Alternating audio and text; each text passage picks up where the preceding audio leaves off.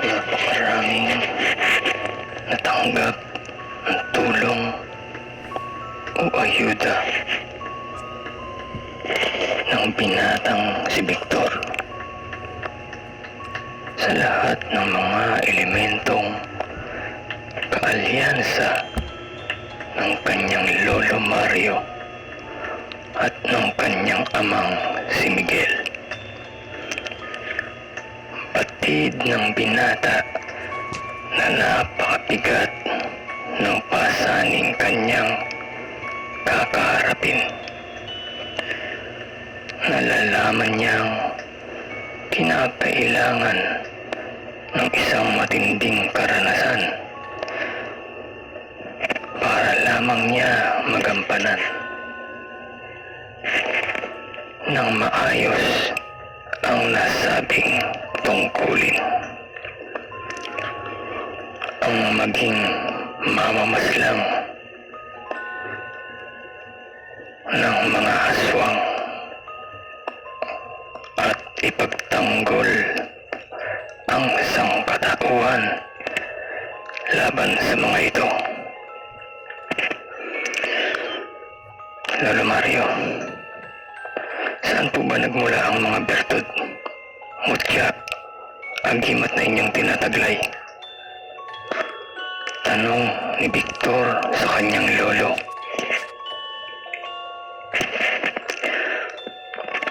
Apo, nagsimula ito noong ako ay kay Dara mo pa lamang. Ako ang panganay sa aming apat na magkakapatid. Ako ang katukatulong ng aking ama sa pagsasaka sa bukid. Bilang panganay, ako ang tumatayong tatay kapag ang aking ama ay nasa malayo at nakikiani sa ibang bayan.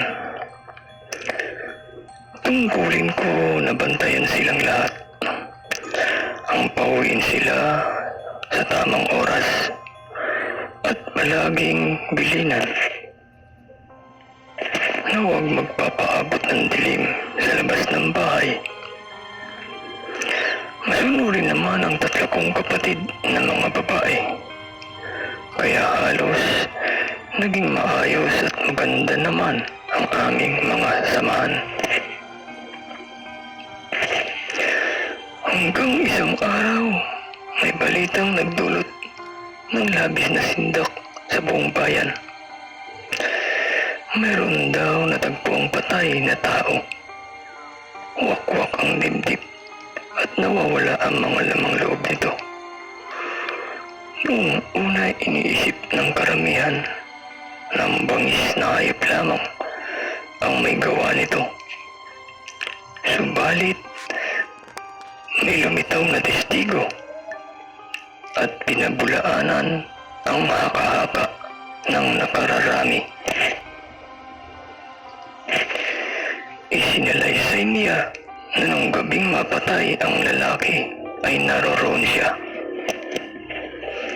Nauna lamang sa kanya ng ilang minuto ang lalaking biktima na iyon. Sa kanya kung kaya ito ang nabiktima ng aswang. Sang-ayon sa kanyang pagbibigay ngalan sa nilalang na kanyang nakita. 3 aswang daw ang lumapa sa lalaking iyon. Isang asong itim na napakalaki, isang baboy na kulay itim, at isang kalahating tao na may pakpak na nakalilipad. Pinaghatian daw ng mga ito ang laman loob ng biktima. Sa kanyang takot dahil sa nakakakilabot na bagay na kanyang nasaksihan mula sa kanyang pinagkukublihan, siya ay pinanawan ng ulirat. Kahit na siya ay lalaking tao, Hindi niya talaga kinaya, kung kaya siya ay hinimatay dahil sa sobrang takot. Nung gabing iyon ay dumating ang aking ama at todo ang paalala na kinakailangan naming lahat na magdoble ingat upang hindi kami mabiktima ng gumagalang salot na iyon na tinatawag ng karamihan bilang mga aswang. Ang bahay namin ay nasa gitna ng malawak na kabukiran, Victor. Noong mga panahon ko, mas malalayo ang agwat ng mga bahay kumpara sa ngayon. Noon, maski pinakamalapit mong kapitbahay ay masasabi mong 4 hanggang 7 kilometro ang agwat buhat sa bahay mo. Ganoon kalayo, kaya kahit ubusin kayong mag-anak ng salot na iyon ay walang makaririnig sa inyong mga paghingi ng tulong. At nangyari na nga nang kami ng aking ama ay dumayong makigapas at naiwan ang 3 kong kapatid na mga babae. Todo bilin si ama sa kanila na huwag magpapasok kung hindi nila kakilala. At kung may magtawag o kumatok sa alanganing oras ng madaling araw, ay huwag magbubukas ng pinto.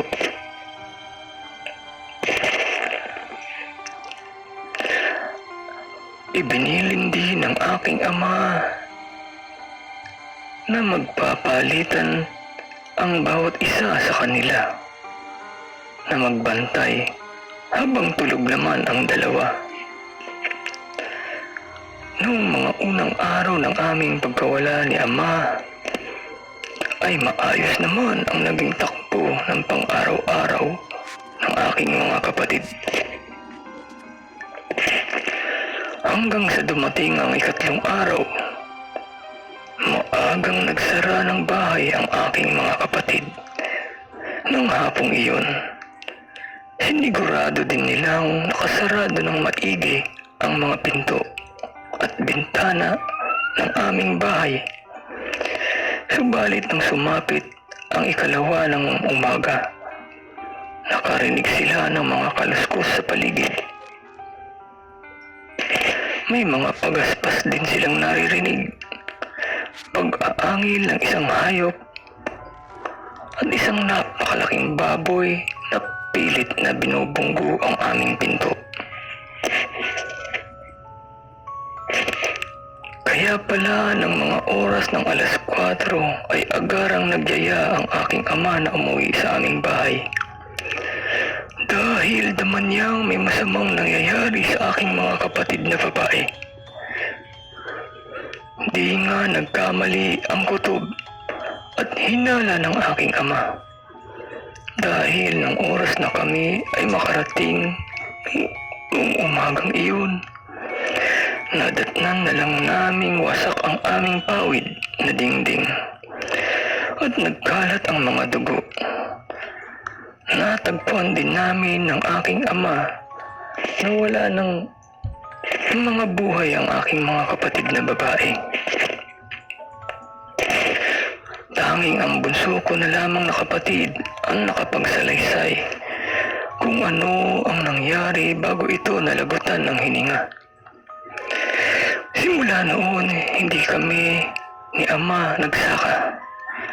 Ang aming ginawang trabaho ay ang tugisin ang mga walang pusong mga nilalang na iyon. Sa aming pagtugis sa mga aswang na iyon sa bawat bayan o baryo na aming napupuntahan, ay may nakikilala kaming mga babaylan, mga albularyo na nagturo sa amin at kung minsan ay nagbibigay sa amin ng mga armas o kung minsan ay mutya hanggang sa amin nga ito maipon at maipagsama-sama ng aking ama. Dito na rin namin natutunan ang makipag-usap sa mga hindi nakikitang nilalang tulad ng mga engkanto, diwata at mga duwende. Subalit nang minsan kaming nakarating sa isang bayan, magtatakip silim na ng mga oras na iyon, nakabibinging katahimikan ang namamayani. Sa buong baryo, walang gustong magbukas ng pinto para sa amin. Walang ibig magpatuloy. Tila takot ang mga taga rito sa amin ng aking ama. Kaya nagpasya si ama na sa gitna na lamang ng baryong iyon, magtayo ng aming matutulugan. Nagsindi kami ng siga at natulog na. Nakapikit kami, subalit gising ang aming mga diwa.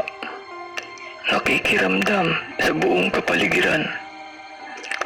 Lahat ng aming pandama ay aming dinoble.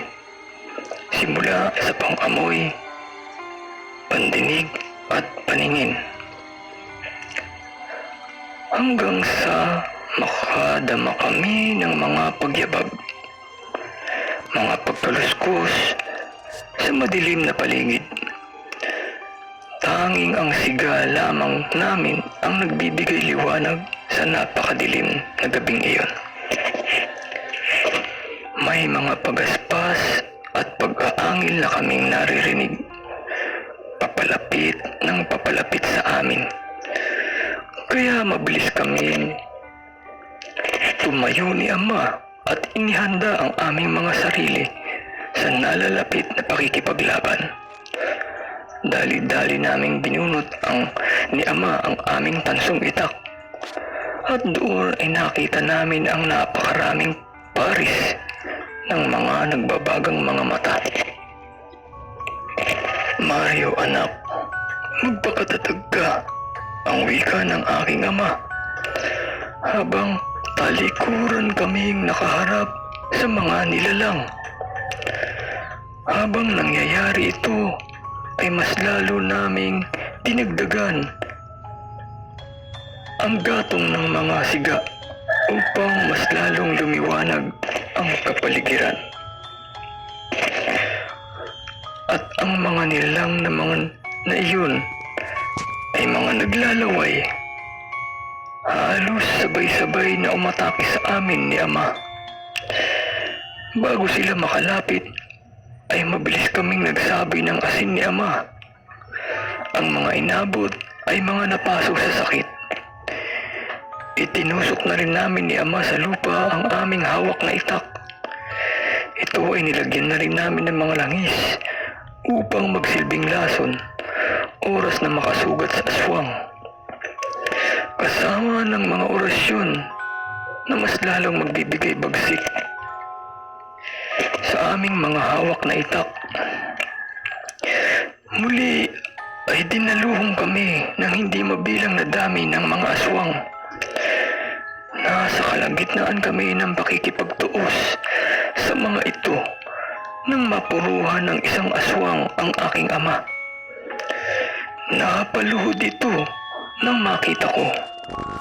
Subalit, pilit pa rin tumatayo upang makataga uli sa mga aswang.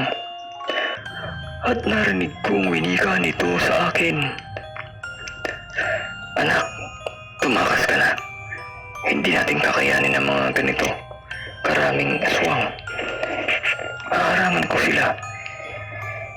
Ikaw naman ay gawin mong mabilis.